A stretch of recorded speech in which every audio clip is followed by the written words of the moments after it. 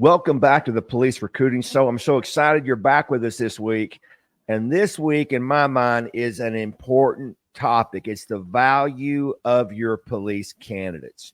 And the reason we have Doug on here, CEO of Safeguard Recruiting, is they are experts at sending candidates to agencies. And let me first explain to you, a candidate is someone that wants to work for your agency. Maybe they haven't applied yet, but they walked up to you at a job fair. They said, hey, I want more information. They've called you on the phone, or they've hit your digital campaign that Safeguard Recruiting is running for you. You can't just stop at candidates, right? And so, Doug, I know you have clients that have gotten hundreds and thousands of candidates in, and there's a certain way you need to deal with these candidates to get them moving down the pipeline of the agency and getting hired. What do you tell agencies about this? Because I know there's an education process. Just so I can remind our audience, historically, police recruiting was basically sitting back and people would just apply, right? We never had, you had candidates, but they would just apply. You get plenty of applications. Well, recruiting has changed, not just in this industry, but others, where you have to nurture candidates. You have to nurture interested people to get them to apply. And so that's what you do, Doug. You send a ton of interested people to agencies, and then you train them on how to nurture them to get them to apply. Tell us about kind of how you discuss this with your clients.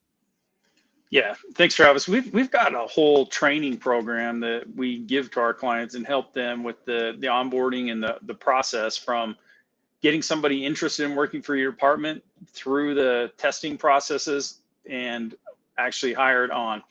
And I want you to look at this more, Travis, as kind of the same as a sales process, right? But we want to do a recruiting pipeline. And that's what we're doing here. And you can't leave out any of these steps, or it reduces your effectiveness of your campaign and you lose people along the way.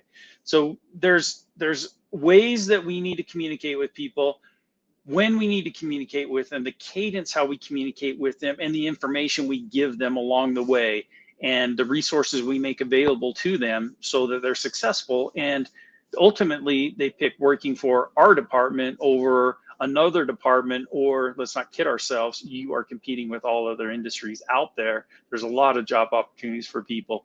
And it's important that we want to train these recruiting departments, these departments, in how to build out that recruiting pipeline and be most successful. And the difference really goes from, I'm going to convert 5% of people interested in working for me, and then ultimately get hired on and hit the road, to we get this upwards of 40%.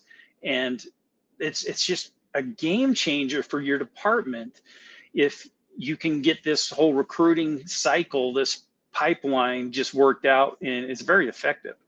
Well, I think that's the big difference with what your company does, Doug. Pretty much my 12-year-old can run a Facebook ad and get some interest in something, right? It's just how much money you throw at it. But what do you do with the names? I need the audience to understand that if you have somebody that's interested in working with you, they walked up to you at a job fair, or they hit your ad and you have the name, there's value in that.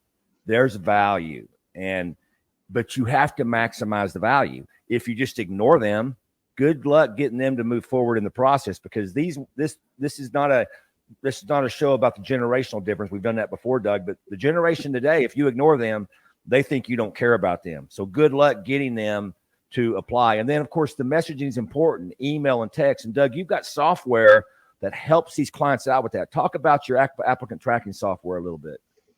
Yeah, we certainly help with a lot of touch points. We'll help with the touch points right up front. So initially somebody knows, hey, we've received your information, we're going to be contacting you this way.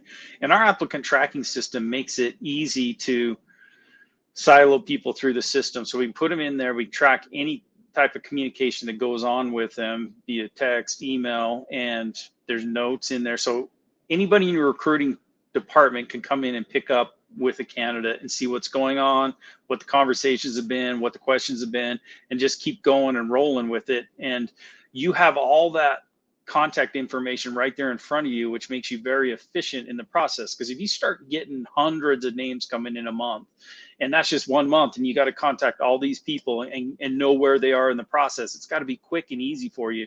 That's why the applicant tracking systems key. Now, if we got 100 applicants this month and we do that over time, 6 months later, now I got 600 people I'm trying to keep track of and move through the process. And I got 30 people that need a test on Saturday. How do I communicate with them? Well, I'm going to use the applicant tracking system to bulk email all those people or bulk text them, let them know when the test is. If too many departments out there are using whiteboards and spreadsheets or nothing, and they can't keep up with the volume. But you hit it right on the head. Communication is key through this recruiting pipeline, and the applicant tracking system makes you very efficient and effective doing that.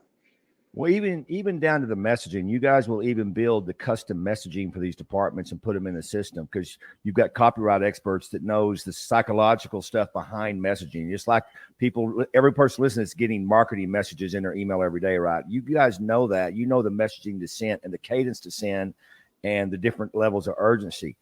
But let's not fool ourselves. Not everybody that works with you, Doug, probably listens to everything, right? And they don't understand the value in these candidates. You know, the only value to them is I have an application.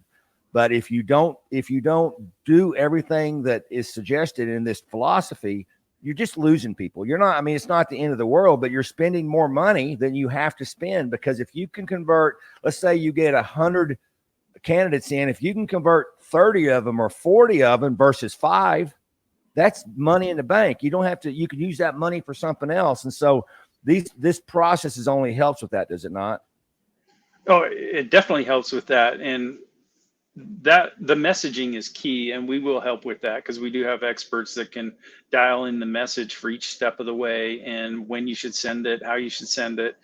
And that's very important, because we see all sorts of different techniques used by departments when we're out there, and we make suggestions as how to maximize that. So we would rather have you fill your department up as quick as possible and then just kind of go into a maintenance mode, instead of always be struggling and only converting 3 and 5%, and then everybody in the department's frustrated. You're throwing out mandatory overtime, you're wearing out your staff, you're causing some problems in there. So we advocate this whole recruiting pipeline. We'll help you with that. We'll educate you on what works best and what doesn't work. Yeah, I knew we throw a lot at people today. You may not understand all the lingo if you haven't watched all of our episodes. Be sure to go back and watch them. But Doug, they can just call you up and ask any question they want. How do they reach out to you? Yeah, just contact us through our website, SAFEGUARDRECRUITING.com. You can direct email me at Doug@SAFEGUARDRECRUITING.com, and we'll respond to you. We'll answer your questions. We'll help you out. Yeah, and I've been on the phone with Doug, folks. He's not going to ask you for any money. I mean, if you just have questions or you've got a process you have questions about, give him a call. This company is made up of all former law enforcement. They're here to help you. So please do that. If you've been watching, you've been listening, thank you for being here. Thank you, Doug. Thanks.